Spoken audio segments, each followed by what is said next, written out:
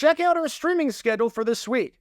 We've got tons of content in terms of the NFL and college football, as we're going live just about every single day this week. So make sure you hit that notification bell so you don't miss a single moment where we go live. And now, on with our feature presentation. October 14, 2024. It's week 6 of the NFL season, and we've got a Monday night battle under the lights of the Meadowlands in the AFC East, with the Buffalo Bills taking on the New York Jets. There are enough storylines entering this game to fill up an entire novel, but let's just focus on this one. The Bills and the Jets are both struggling right now. Both teams have lost 2 straight and need to get back on the right track and right the ship quickly. The winner of this game, 6 games into the season, would own first place in the AFC East, with the Bills trying to improve to 4-2, and with the Jets trying to get back to 500 at 3-3. The last time these teams met under the lights on Monday Night Football at this venue was week 1 of last year, where the Jets won in miraculous fashion. So the Bills really want to get some revenge here 13 months later. And if you're going to get revenge, you can't exactly do anything stupid, especially with Aaron Rodgers on the other side. So much for that. So much for freaking that! But before I talk about what exactly the Bills did, if you like learning more about the history of the NFL, then this is the place for you, because we talk about all things NFL history all the time, including what happened this season in the league. So if you like that sort of stuff, then be sure to hit that like button down below, subscribe, and turn on the notification bell so you don't miss a single video that we post on the channel.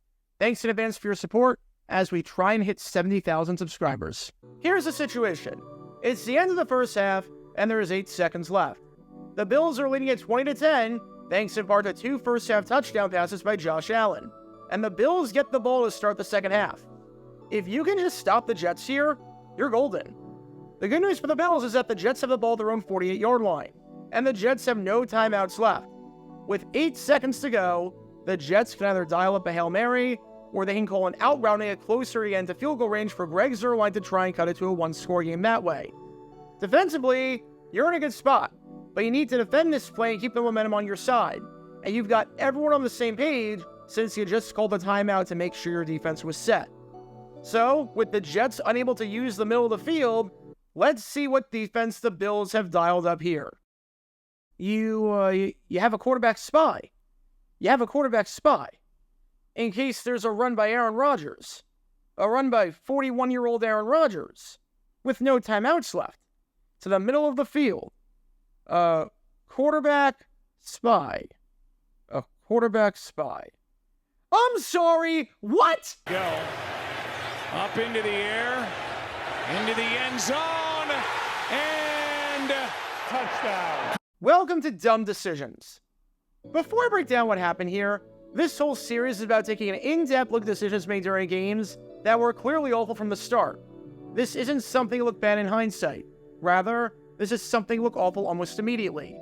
These are moves where your gut instinct tells you right away that there is no way this can possibly work. And sure enough, your gut instinct was smarter than that of an NFL head coach. And for this one, we're going to take a look at the Mind Buffalo Bills head coach Sean McDermott. Right now, it really does feel as if the Bills are winning in spite of McDermott and not because of him. Last week against the Houston Texans, he decided to do one of the dumbest things in the world by having his concussed quarterback throw deep 3 times instead of just playing for overtime out of the back of his own end zone. Not only did this not work, but he said after the game that this decision wasn't even the slightest bit relevant, even though it very clearly was. You can learn more about that by clicking the card in the upper right corner. And now, you've got this. I know the Bills won the game, and this ultimately didn't end up mattering in the end since a win is a win, but my God, the defense here was just appalling. If you allow a Hail Mary, that's one thing. Aaron Rodgers is the king of throwing up Hail Marys, and he's done it against just about everyone at this point, or so it feels like. But to call this defense against it, to have this be the defense that you draw up, I'm baffled. Just completely and utterly baffled.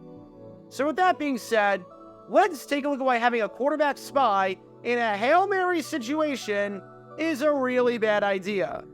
And I want to make it extremely clear. If the Jets had one time out of their back pocket, I would not whatsoever be making this video. With 8 seconds left, the Jets had time for an out route. In fact, I was absolutely flabbergasted when they didn't throw an out route and try to get closer for a field goal inside of 60 yards. because they absolutely had time for that. And to be fair, Sean McDermott himself acknowledged that they were trying to defend the sidelines just in case of a situation like that. Because again, the Jets had no timeouts. They were defending the sidelines to try and prevent the Jets from potentially getting 3 points and getting closer for a kick.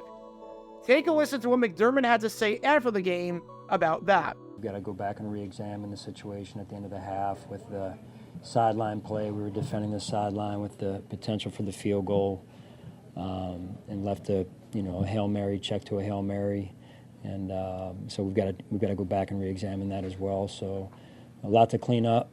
But with all of that in mind, let's look at the situation here. The Jets have no timeouts. They cannot, under any circumstances, use the middle of the field. If you use the middle of the field, you will not have any time whatsoever to try another play, because there is no situation where you can go over the middle and then have enough time to spike the ball and stop the clock. With 15 seconds left, that's super risky. With 8 seconds, or half that time, nearly impossible. So you do not need to cover the middle of the field here. The middle of the field is completely and utterly irrelevant. It does not matter. It's like in basketball where there's 0.5 seconds left in the game and a team is down by 3 points. You do not need to have anyone inside the 3-point line and covering the paint, because they will not be trying for a basket in the paint since they need a 3. Each defender on any play, regardless of the situation, has an assignment. Guard this receiver, rush the quarterback, drop back and cover this side of the field, contain the player so he doesn't get outside or escape the pocket. You get the idea. Every player has a job to do, and unless you're the Jaguars, it's not as though you have 11 headless chickens running around on defense. With that in mind, if you're the man that you've been watching this whole time in Sean McDermott, each player in a spot like this where the other team has no timeouts should be responsible for one of 3 things, seeing as all you need to do here is defend the sidelines and the end zone and nothing else. Option 1, rush the quarterback. Make it so that Aaron Rodgers has to get rid of the football and doesn't have all day to throw back there. Option 2, cover the sideline. Make it so that if the Jets want to get closer for a field goal and get out of bounds, they can't do it. Option 3, cover the end zone. Make it so that if Aaron Rodgers wants to throw the ball deep down the field and try a Hail Mary, that there are going to be bodies there to make it tough to catch the ball cleanly. That's it. Either rush the passer, cover the sidelines, or cover the end zone. The entire space in between the line of scrimmage and the end zone that's to the middle of the field, completely irrelevant. You do not need to worry about that. So anyone whose responsibility it is to cover that area of the field is a waste of space. They are a wasted player. They are meaningless. You might as well be playing 11 on 10 here. So why the actual heck is Terrell Bernard being used as a quarterback spy? This is a Hail Mary or sideline situation. And you have a freaking quarterback spy? Don't get me wrong. Bernard is a great linebacker. But you're going to use him as a quarterback spy on a Hail Mary when the other team has no timeouts? I didn't realize there was a 4th option here. Play for the possibility of an Aaron Rodgers 52-yard touchdown run. First off, Aaron Rodgers is a man. He's 40. Scratch that, he's 41. He's closer to being able to withdraw his 401k than he is to when he took his first snap in the NFL. And that is an actual, honest-to-God stat that I am not making up. He is not running for 52 yards. He just isn't. The longest run of his career was a 35-yard scamper in 2009 when he was 26 years old. Now, tack on 17 more yards to that, 50% longer than his previous longest run. He hadn't run for more than 20 yards on one singular run since 2018. He needed 52 yards to score. The last time he even so much as ran for half of that was 12 years ago in 2012. Taylor Swift hadn't even gone pop yet the last time he ran that many yards in one go. And he needed 52. Why are you playing for the possibility of an Aaron Rodgers run? In what universe is Rodgers going to take off and run here? But as absurd as that is, even if you had Lamar Jackson as the quarterback here, that'd still be freaking stupid. Because again, The Jets had no timeouts. The middle of the field was not an option. If the quarterback takes off and runs here, they have to score, or else the half is over. So even if the quarterback takes off, he's got to get 52 yards. And while he would easily get past the defensive line, and even if he got past your stupid spy, you've got everyone else in the end zone. You have more guys than that covering the end zone. You outnumber them. The Jets had 5 on the line plus Rodgers, so they had 5 guys in the end zone, and you would way more than that. You just need one of your guys, literally just one of your guys, to make the stop and stop him from 52 yards out and prevent him from crossing the plane. That is not hard. There is a reason you don't see quarterbacks running in for touchdowns with no time left from midfield. And there's a reason you might never see a quarterback running in for a touchdown with no time left from midfield. And that's because the defense heavily wins the numbers game. Every single time, they win the numbers game. So for Sean McDermott, and the man been watching this entire time, to have a freaking quarterback spy in a situation that was either a sideline play or a Hail Mary play, when said quarterback is 41 years old, and when said quarterback would have needed 52 yards, and a grand total of 44 yards all season entering this game? Asinine. Just asinine. The Bills were playing 11 on 10 here. In a professional football game against a future Hall of Fame quarterback, McDermott, through his idiotic defense, decided to play 11 on 10. Bernard was a waste of space. He was a wasted player. He was playing an assignment that was never needed. It'd be like if you have a 4-man research project for school, and the assignment is about a battle in the Revolutionary War. So you divvy up the responsibilities amongst the group members for maximum efficiency.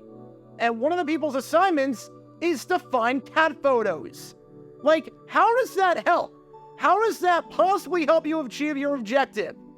And that's what this defense was. Having Terrell Bernard play as a QB spy on a team that had no timeouts and on a quarterback that doesn't run the football was one of the stupidest defensive things I've ever seen any team do in a Hail Mary situation. There's a difference between a defense not working, because that happens all the time, obviously, and a defense that just never made any sense. And McDermott found the line with this one. Oh, you better believe that he found that line. And oddly enough, when it comes to the game between these two teams behind me right here, this isn't even the first time that I've done a video about a Hail Mary situation involving the Jets and some really bizarre defense that was played at the end. You might remember that 4 years ago, when the Jets played the Raiders in 2020, Greg Williams, as the defensive coordinator, in his final act as Jets DC, decided to send the house and play cover 0 for some reason. Some bizarre reason he decided to just not have the safety help whatsoever, and shocker, the Raiders got the Hail Mary to go. You can learn more about that by clicking the card in the upper right corner. However, at least with that, I can't believe I'm defending Greg Williams here because I'm not, but at least with that, everyone's assignment made sense. Granted, they had way too many guys, but the assignment was to rush the passer. They didn't just have random guys standing in the middle of the field doing absolutely nothing who had no purpose on the play whatsoever. Here, yeah, I got nothing. I don't know why you have a quarterback spy. So what do we learn from all of this? If the other team has no timeouts left, they can't use the middle of the field, and they're lining up for a Hail Mary, then don't have a freaking quarterback spy! It's that simple. The quarterback isn't going to take off and run. And if he does run, you've already won the battle. You've done your job. And that's especially true when the quarterback on the other side isn't a runner and is over the age of 40. As dumb as it would be to have everyone in the infield and the outfield back up when going against a 3-year-old, that's what this was like. Because that's how dumb it was to have a quarterback spy in this situation. In the NFL, against the best to ever do it in this spot, you can't afford to be at a one-man disadvantage. And if you're playing 11v10, you already lost. And Sean McDermott already lost here. Because when all these elements are in play, you can't exactly be surprised when this play backfires. Talk about a dumb decision. Be sure to like and subscribe if you have not done so already, as it helps the channel out a lot. And check out my other channels, JG8 for the history of college football, JG7 for the history of baseball, and JG9 News, where we talk about all things happening in the NFL. Join me every Wednesday night at 8 p.m. Eastern, where we'll play live NFL trivia for cash prizes. And make sure to join me live as we're on stream just about every single day. And thanks to all our Patreon members and our YouTube members for helping out the channel. See how you become a member and show your support financially in the description down below.